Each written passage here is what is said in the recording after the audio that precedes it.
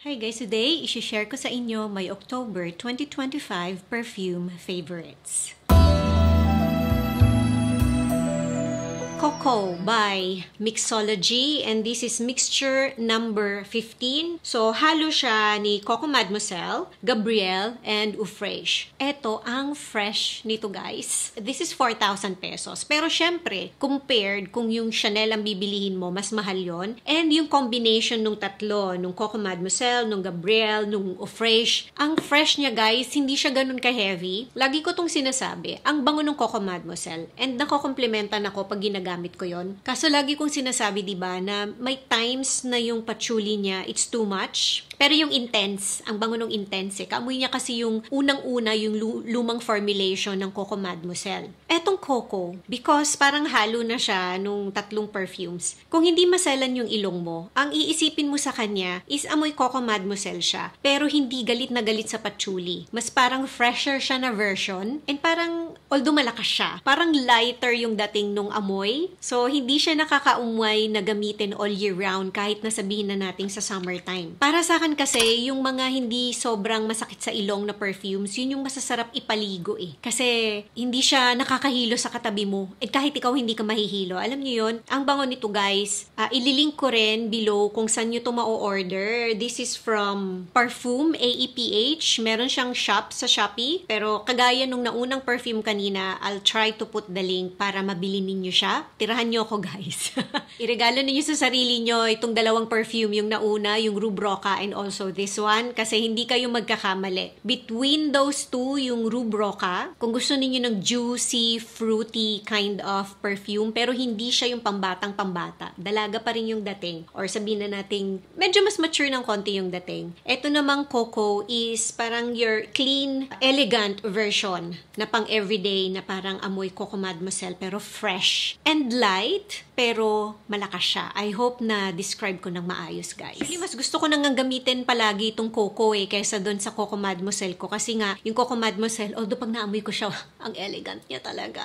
Ang ganda ng pagkakatimpla niya. Syempre, Chanel yon. Pero etong Coco, parang hindi ka magkakamali. Parang kahit saan, kahit anong araw, kahit anong weather, amoy Coco Mademoiselle na fresh and light. I-save mo na lang yung Coco Mademoiselle mo for special occasions. Ito yung parang pang everyday mo. And let's say nagtitipid ka na, mimili ka sa dalawa. Of course, I would still recommend yung Coco Mademoiselle. Pero kung talagang hindi mo kaya, hindi ka magkakamali dito. Para sa akin, guys. So, dahil nasa usapang Chanel na tayo, dito naman tayo sa Chanel Chance na latest na nilabas nila sa Chance na line. And this is, Splendid. Gamit na gamit ko siya. Sa dami ng perfumes ko, gustong-gusto ko siya, guys. Alam nyo nung nilabas to, ang daming nagre-reklamo na parang hindi daw sila napawaw nung nilabas to. Lalo na parang respected yung brand and also yung Chance na line. Pero para sa akin, ginawa yata siya sa younger na users kasi nga, 'di ba, Chanel, meron siyang dating na parang ang mature ng dating niya, nung perfumes niya. Although may mga ibang lighter pa na mga perfumes or line itong Chance na line, ano ba yan? Pero parang to me, ito yung mas parang youthful sa kanilang lahat, itong Splendid. Sa unang amoy mo sa kanya, red fruits yung maaamoy mo sa kanya. Pero kung hindi ka familiar sa notes, ang iisipin mo, parang grapes. Parang yung Fanta na grape na soft drinks, yung tamis or yung fruitiness na maaamoy mo sa kanya. Lagi kong iniisip meron siyang lavender. Kasi pag tumagal siya sa damit ko, feeling ko parang amoy lavender siya. Parang ganon, very calming. Pero kasi meron siyang violet and meron siyang iris and white musk. So, violet and iris, meron silang dating na parang may pagka-powdery and also, hindi ko sure kung si iris or si violet. I think si violet yata or maybe both, na may pagka parang lipsticky yung dating. Pero, hindi siya amoy lipsticky talaga. Sobrang lamang yung fruity na note niya. Raspberry, yung peach, yung red fruits, na nakaka-happy siyang gamitin and ang lakas niya sa skin ko. So, pag gamit ko siya, lagi ko yata itong nasasabi, pag gamit ko siya, feeling ko dalaga ako. Feeling lang. Feeling ko college student ako. Meron siyang ganong dating. And ang dali niyang hilain sa weather natin sa Pilipinas. Kasi fruity siya, pero pagka tumagal siya sa skin, ang linis. Ang linis nung dating niya. Hindi siya yung fruity na klase ng perfume na parang feeling mo may natapon na asukal sa katawan mo. Hindi siya ganon. Huwag niyong basta amuyin lang sa store. Spray ninyo siya sa skin ninyo, spray ninyo siya sa damit nyo. Kasi ako din nung una, dinadaan-daanan ko lang siya. Kasi inaamoy ko lang siya. Pero nung na-spray ko na siya sa skin ko, one time lang, grabe nagustuhan ko siya talaga. Lalo ngayon, medyo malamig na yung weather. Bear season na, nagbababagyo, nag-uulan. Ganda niya guys.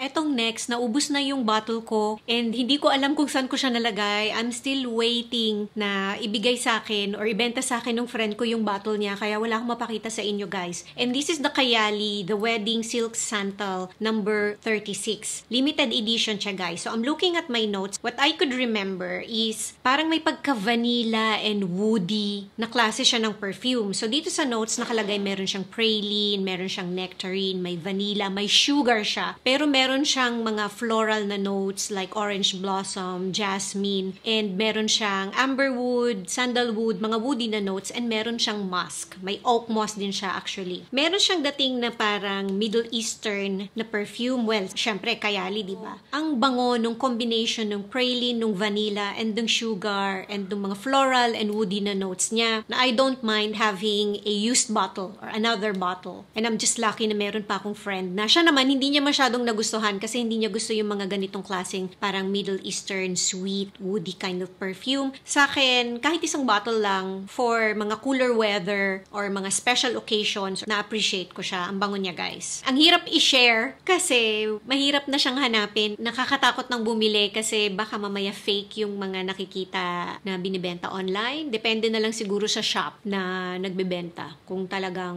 trusted ninyo na mga original perfumes yung tinda nila. So, etong next na bottle, old bottle ko to. Matagal na siya. Pero hindi ko siya masyadong ginagamit. Hindi ko siya masyadong pinapansin. Although, I like this, pero merong note sa kanya na back then, hindi ko masyadong gusto. Sobrang classic nitong perfume na to and ang daming may gusto nito. Lalo na sa mga kaidaran ko. I'm 44 years old, guys. So, just imagine, parang mga high school yata nung time na parang sobrang sikat na sikat siya. So, malalaman mo yung mga naghahanap nito eh. Kasi mahuhuli mo yung edad nila. This is the Clinique Happy na Eau de Parfum. Sobrang tagal na niya sa akin. Mabango siya, guys. Ang ayoko lang sa kanya kasi is meron siyang parang, alam niyo yung tabako, alam niyo yung sigarilyo na binulat-lat ninyo and amoy na amoy ninyo yung dahon. Hindi ko siya gusto. Hindi ko siya gusto sa skin ko. Pero mabango siya. Pero ayoko namang mag-amoy dahon nung sigarilyo na yung natuyo na. May mga perfumes ako na may ganun na note pero for some reason okay siya sa akin. Pero eto talaga hindi ko gusto. I think sobrang tapang kasi nung note na yon. Pero dahil ang tagal na nitong bottle ko, and yes, naamoy ko pa rin siya. Pero yung ibang notes niya, mas lamang na. And mas parang tumamis na siya sa skin ko. Hindi naman yung sugary sweet. Pero yung kung ano mang yung notes na meron siya, mas naging matamis na siya. Parang sweet water almost na nalagyan nung parang amoy nung dahon ng sigarilyo. Mas gusto ko na siya, guys. Or dahil matagal na yung bottle ko, mas gumanda na yung timpla niya, pwede ring ngayong ginamit ko siya na medyo malamig na yung weather, mas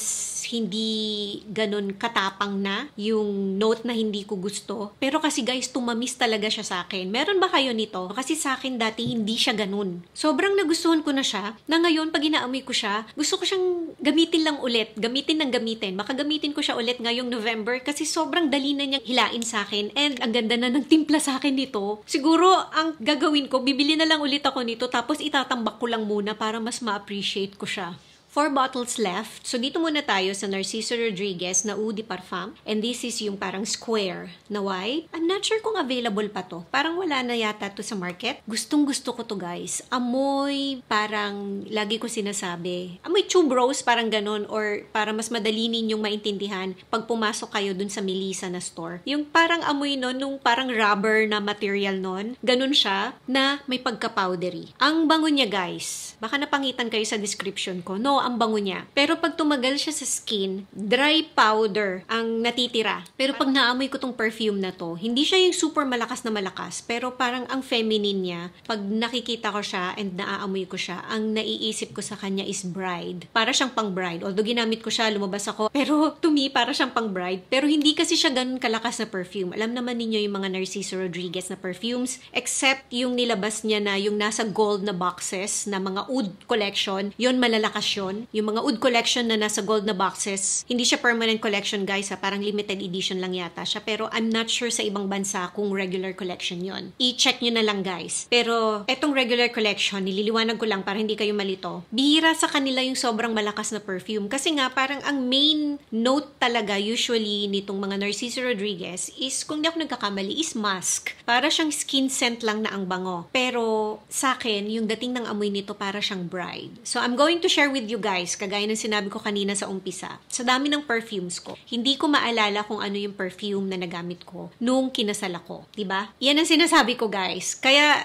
yung mga nagtatanong sa akin bakit hindi ako gumagawa ng video, marerecommend ko for bridals, for weddings, gamitin ninyo guys yung perfume na gusto ninyo. Yung sa isip ninyo, maa-associate nyo siya sa dress, sa venue ng wedding, sa wedding ninyo. Marami akong hindi naaalalang mga bagay guys. Ako yung magandang kwentuhan ng mga chismis or problema ninyo. Kasi guys, hindi ko talaga maaalala. I'm not saying hindi naman importante, pero past na yun, parang hindi na niya ini-store sa brain ko. Ganyan din ba kayo? So, including yon yung perfume, I'm sure mabango yung nagamit ko na perfume nung wedding ko. Pero, kung ikakasal ako ngayon, siguro gagamitin ko to sa isa sa mga event before my wedding. Diba, ganun naman ngayon yung may mga ibang mga events, sinahati-hati na natin yung events before the main wedding para makita natin lahat ng friends natin. Kung ikakasal ako ulit ngayon, hindi ko kayo masasagot kung ano yung gusto kong gamitin na perfume agad-agad kasi sa dami ng perfumes ko, I have to sit down and mamili kung ano yung gagamitin ko. Baka nga mas iniisip ko scented na lang na body lotion yung gusto kong gamitin yung nagpo-project sa akin na klaseng body lotion. I just want to smell clean and maybe a little bit floral pero hindi yung perfumey na perfumey. Pero sinasabi ko lang yan ngayon. Syempre pag dumating ulit yung time na let's say ikasal kami ulit ng husband ko, baka makahanap na ako ng perfume na gusto kong gamitin ulit. So, ang gulo guys. Ganyan talaga pag maraming perfumes. Kaya lagi kong advice, pag may nagme-message sa akin na nagpapagawa ng video for weddings, kaya nahihirapan akong gumawa. Kasi you have to choose kung ano yung gusto ninyo. Yung gusto ninyo na perfume. Wala namang magja-judge sa inyo kung gusto ninyong gumamit ng perfume na amoy candy, amoy woody, amoy whatever. It's your memory, it's your event, it's your experience. You're the boss. Use what you want. Kailangan memorable sa inyo yung perfume na gagamitin ninyo. So that's my advice and my tip. Humaba na naman lalo tong video.